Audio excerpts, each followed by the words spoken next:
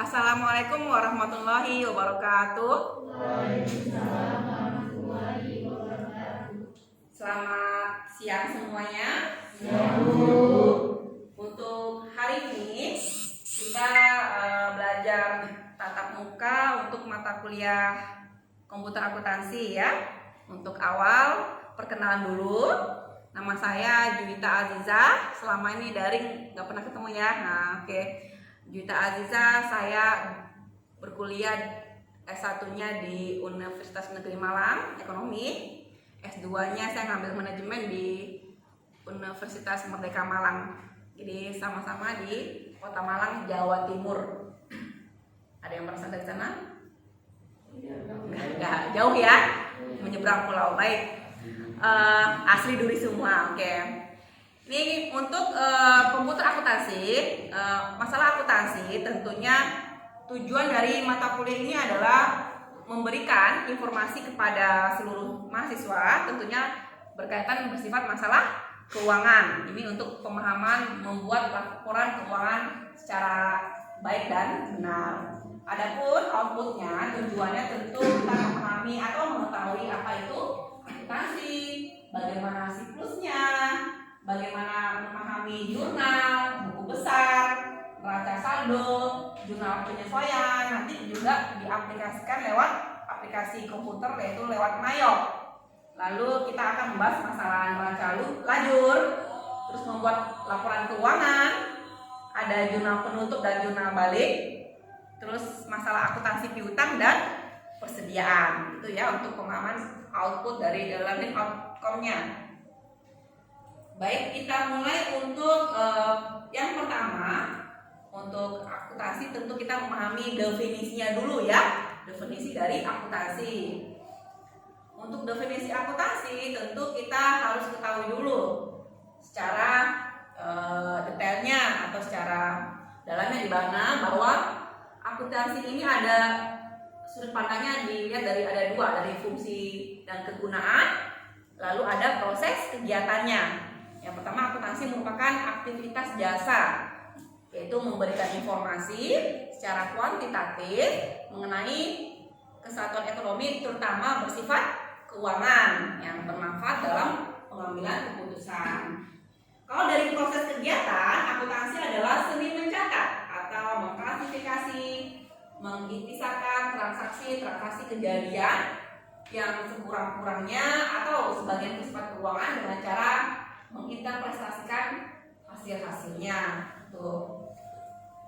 Lalu cabang akuntansi ada 3, ada akuntansi keuangan, akuntansi manajemen, dan akuntansi pemerintah. Kita lihat akuntansi keuangan, yaitu cabang akuntansi ini akan membahas lebih laporan keuangan bagi pihak ekstern, pihak luar seperti investor, kreditor maupun Bapepam. Badan pengawas pasar modal ya, Bapepam, Badan pengawas pasar modal. Kalau akuntansi manajemen adalah akuntansi cabang akuntansi yang menghasilkan laporan keuangan bagi pihak intern di dalam organisasi ataupun manajemen.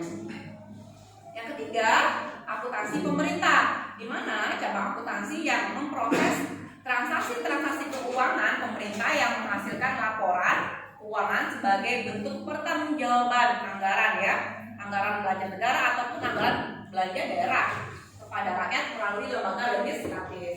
Jadi masuk manakah materi yang akan kita pelajari? Tentunya masuk ke akuntansi manajemen. Nah, karena kita membahas masalah keuangan yang diintern dalam suatu organisasi maupun manajemen tersebut. Kita membahas laporan keuangannya yang di dalam tersebut. Nah, ada pun siklusnya yang akan kita harus lalui. Di situ ada bukti transaksi. Lalu dari bukti transaksi kita membuat jurnal. Dari jurnal kita membuat buku besar. Dari buku besar ada neraca saldo, ada jurnal penyesuaian, jurnal penutup, dan terakhir laporan keuangan. Nah, dari gambar tersebut, nah tadi sudah saya jelaskan bahwa dari bukti transaksi itu kita baru bisa membuat jurnal. Kita bisa postingnya membuat jurnal. Dari jurnal baru kita posting yang namanya ke buku besar.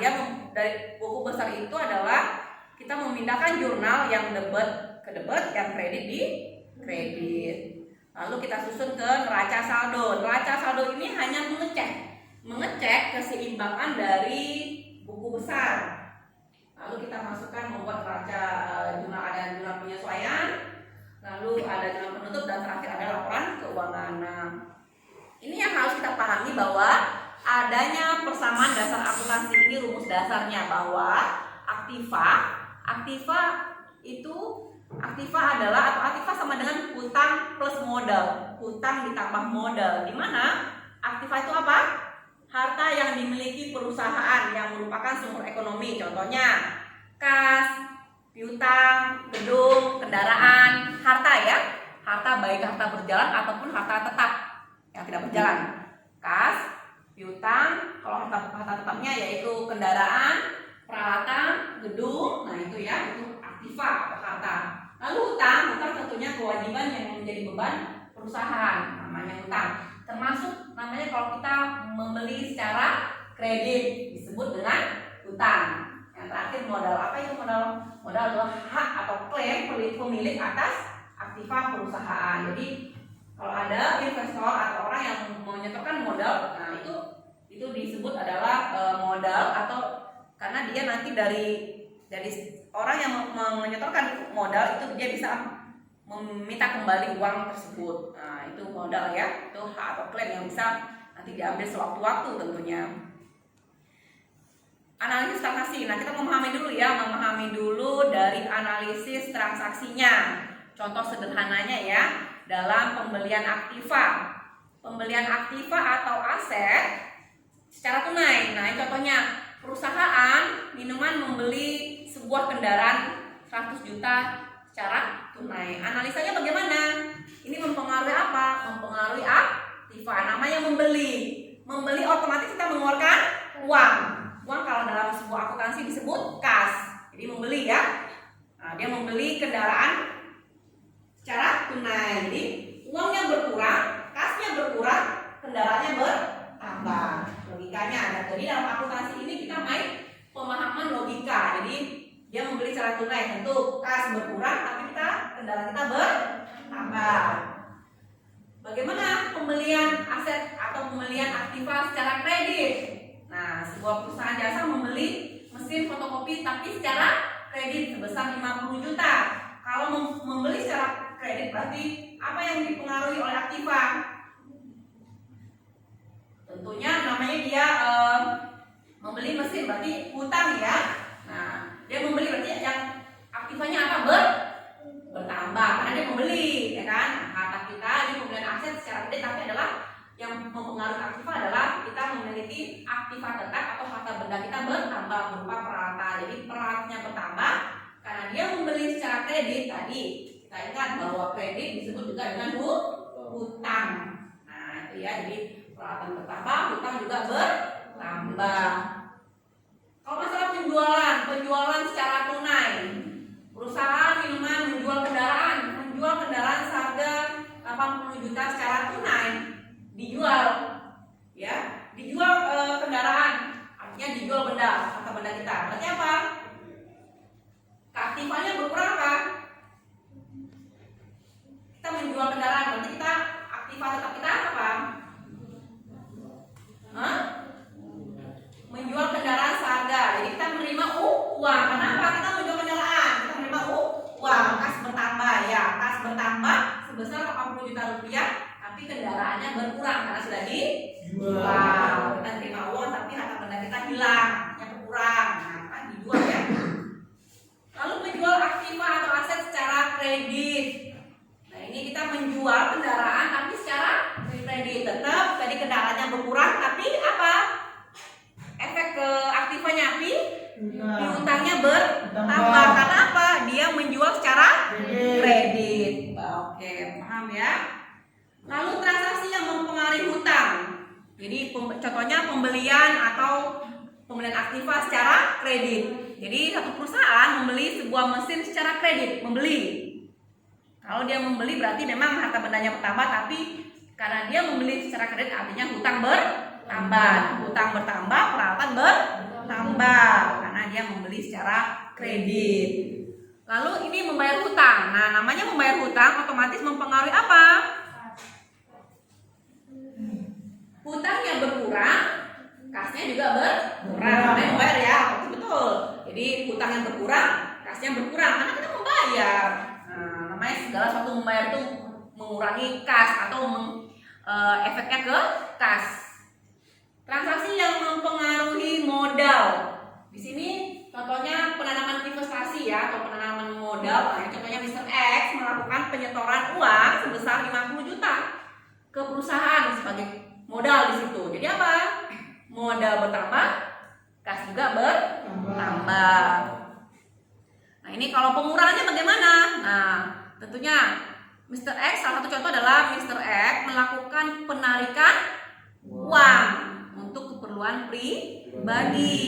Jadi apa? Tentu mempengaruhi modal. Modalnya berkurang, kasnya berkurang. Nah, seperti itu. Baik. Nah, dalam akuntansi ini sebenarnya ini untuk pemahamannya, untuk kita bisa menentukan jurnal, ya, untuk bisa menentukan jurnal aktiva. Ketika aktiva bertambah, masuk mana? Jadi ini pemahaman saldo normalnya adalah pemahaman logika yang akan kita membuat sebuah jurnal. Yang pertama, ketika aktiva bertambah dia akan didebet, ketika aktiva berkurang dia akan dikredit. Tadi aktiva apa saja? Kas, piutang, kendaraan, peralatan, gedung, perlengkapan, ya. Nah, di aktiva itu baik harta yang berjalan ataupun harta tetap kita. Jadi ketika harta itu bertambah dia didebet. Nah, ini didebet. Ini boleh kalau yang memang dalam dulu SMA-nya nggak menemukan yang akuntansi, ini boleh sebagai rumusan boleh. Tapi sebenarnya akuntansi adalah logika, analisis ya. Nah, aktiva bertambah akan didebet, aktiva berkurang akan dikredit. Nah, itu ya. Sama hutang. Hutang normalnya, saldo normalnya itu dikredit, tapi ketika hutang itu bertambah dikredit, ketika hutang berkurang dia akan didebet. Modal bertambah dikredit, modal berkurang didebet. Artinya modal itu selalu normalnya ada di kredit. Namanya modal ya. Modal itu miliknya orang investor, orang lain yang suatu waktu bisa diklaim, diminta. Pendapatan saldo normalnya itu dikredit karena kita memperoleh penghasilan dari pihak luar. Jadi pendapatan ketika bertambah itu dikredit, pendapatan ketika berkurang itu didebet. Begitu juga dengan beban. Bebannya apa? Contoh beban adalah sesuatu hal. Ya, jadi ada dua tambahan akun di dalam akuntansi yaitu pendapatan dan beban. Tadi kita udah memahami bahwa aktiva sama dengan hutang plus modal. Ya, ada dua akun yang kita tambah yaitu akun pendapatan dan beban. Pendapatan tentu kita hasil yang diperoleh oleh dari pihak luar. Kalau beban sesuatu hal yang harus memang kita bayar. Contohnya beban gaji, beban listrik. Sekarang perusahaan ada berapa? Beban internet mungkin ya kan? Beban listrik ya kan? Nah, seperti itu. Jadi beban yang memang tiap bulannya itu sudah harus terbayar. Beban asuransi. Nah, itu harus bayar tiap bulan tuh. Nah, itu ya. Itu contoh beban-beban. Nah, ini kita masuk definisi dari akun itu apa sih? Nah, ya, kita nanti bahas sampai ke penjurnalan ya atau neraca saldo. Akun atau itu apa sih? Adalah akun itu disebut juga dengan perkiraan. Nah, ya. Ini media untuk mengklasifikasikan dan mencatat penambahan dan pengurangan dari tiap unsur-unsur laporan keuangan. Bentuknya sederhana, yaitu dia mengelompokkan mana yang didebet, mana yang dikredit. Nah, jadi itu akunnya dia mengelompokkan mana yang didebet, mana yang dikredit. Aturan pencatatannya bagaimana? Nah, ketika untuk mana sih yang didebet, mana yang dikredit. Tetapi dalam akuntansi, sekali lagi, namanya mendebet tidak selalu arti bertambah. Dalam akuntansi kita nggak bisa mempatok debet itu artinya bertambah. Karena tadi rumusan dasar udah saya kasih tadi ya di awal tadi. Nah, ini untuk pemahaman. Karena dia akuntansi ini lebih ke analisa. Jadi mendebet itu tidak selalu arti bertambah. Begitu juga kredit tidak selalu arti berkurang. Ya. Nah, seperti itu. Karena kita main logika, main analisis ya. Nah, akun real itu seperti apa? Akun real. Neraca itu seperti apa? Nah, akun-akun real itu bagian dari neraca, yaitu aktiva, utang, dan modal. Nah ini ya. Kalau akun nominal atau akun sementara itu yaitu bagian dari rugi laba, yaitu akun pendapatan dan akun beban. Nah, itu akun nominal ataupun akun sementara disebut. Kita masuk ke jurnal nih. Nah, mulai ke jurnal. Jurnal adalah catatan sistematis dan kronologis dari transaksi-transaksi keuangan. Yaitu jurnal. Fungsinya yang pertama apa? Sebagai analisis, yaitu menentukan, memperkirakan yang didebet dan memperkirakan yang di kredit. Nah, itu. Lalu fungsi pencatatan. Nah, ini dia jurnal itu fungsi mencatatkan dalam segi apa? Mencatat transaksi keuangan dimasukkan dalam kolom debit dan kredit. Fungsi historis. Historisnya apa? Yaitu mencatat segala aktivitas perusahaan secara kronologis. Jadi segala sesuatu yang apa yang terjadi dalam perusahaan itu yang terkait itu dengan keuangan itu dicatat. Nah, itu disebut dengan fungsi historis. Semua dicatat. Makanya dalam keuangan itu hati-hati banget bahwa kalau ada selip satu aja, Rp1 aja, orang keuangan udah bingung. Padahal logikanya Rp1 berapa sih? Tapi itu tetap ya, itu bagian tanggung jawab bagian keuangan. Makanya harus ada akuntansi itu harus dihitung dengan secara tersistem dengan baik. Nah ini bentuk jurnal ya. Bentuk jurnal itu kita buat yang sederhana dulu, karena saya tahu bahwa dalam perkuliahan tidak semua dari awal mengenal akuntansi, ya kan? Ada yang dari SMK, ada yang dari SMA, ya kan? Dengan jurusan yang berbeda. Nah, jurnal ini ada empat kolom ya: tanggal, akun, terus nama akun, debit, kredit. Nah, seperti itu saja yang sederhana dulu. Nggak usah pakai yang nomor referensi, nomor akunnya, aktiva itu berapa nanti. Boleh kita pahami nanti. Yang jelas bahwa dalam penjurnalan adalah kita harus bisa memposisikan mana yang di debit, mana yang di kredit. Jangan sampai salah dalam menentukan posisi tersebut dari sebuah transaksi. Contoh yang pertama nih, tanggal 1 Januari 2015 Tuan Raka menyetorkan uang ke dalam perusahaan sebesar 500 juta rupiah sebagai setoran modal. Nah itu berarti apa? Kita analisa. Menyetorkan uang berarti kas yang masuk, kas bertambah. Kas bertambah di mana? Di debit ya. Lalu modal bertambah di kredit. Nah, jadi tentunya jurnalnya adalah kas Rp500.000 di debit, modal Rp500.000 di kredit. Nah, itu contoh jurnal. Jadi kita tidak boleh salah memposisikan nama-nama akunnya apa, mana yang di debit, mana yang di kredit. Lalu contoh yang kedua nih, perusahaan membeli sebuah mobil seharga Rp150 juta secara tunai. Berarti apa?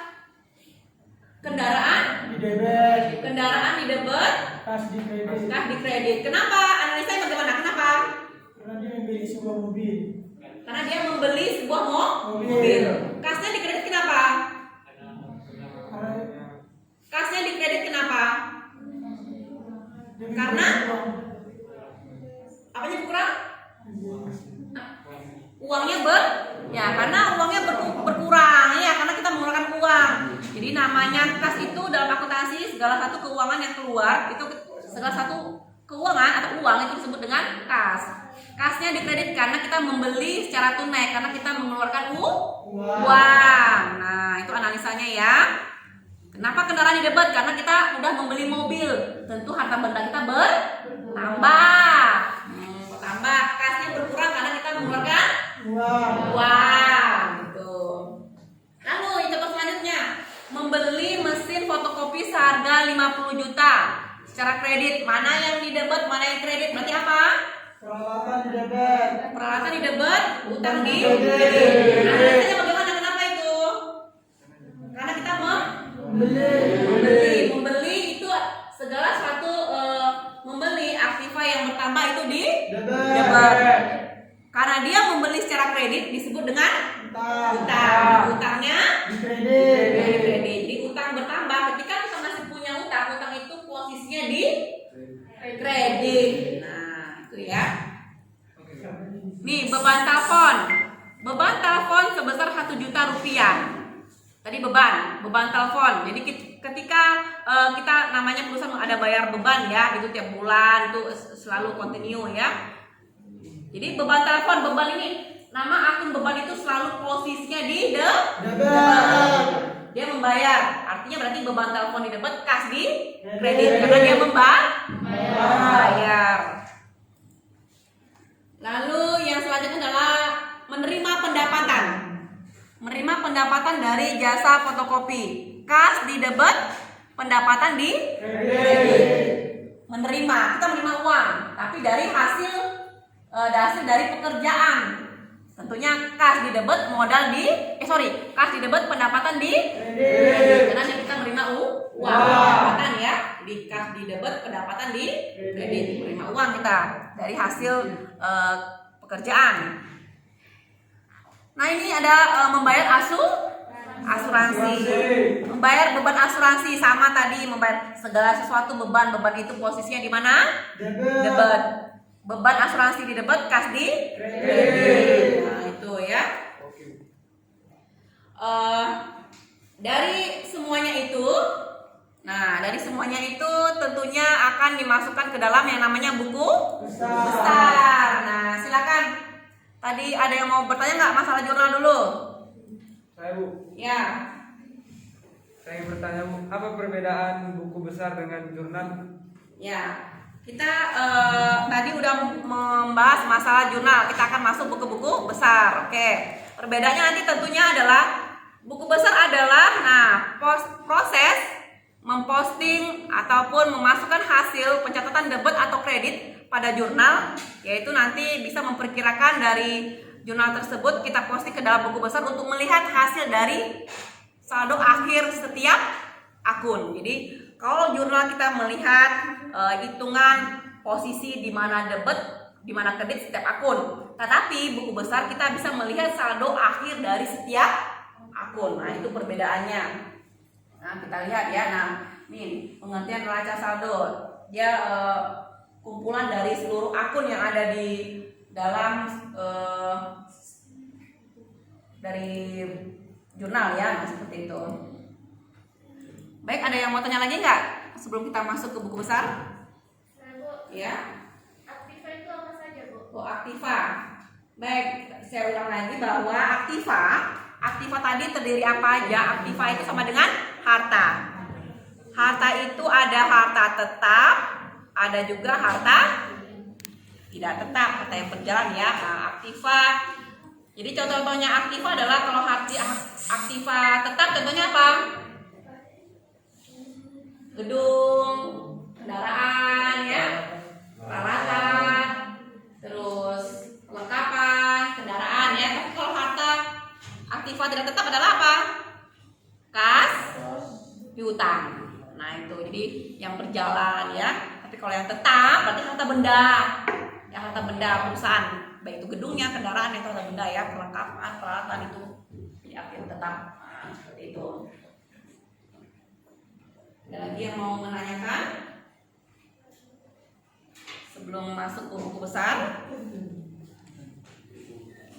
Baik, nah, sekian. Nanti kita sambung ke next selanjutnya masalah buku besar ya. Tadi kita udah bahas jurnal habis-habisan. Semoga memahaminya. Kalau nggak ada pertanyaan lagi saya akhiri.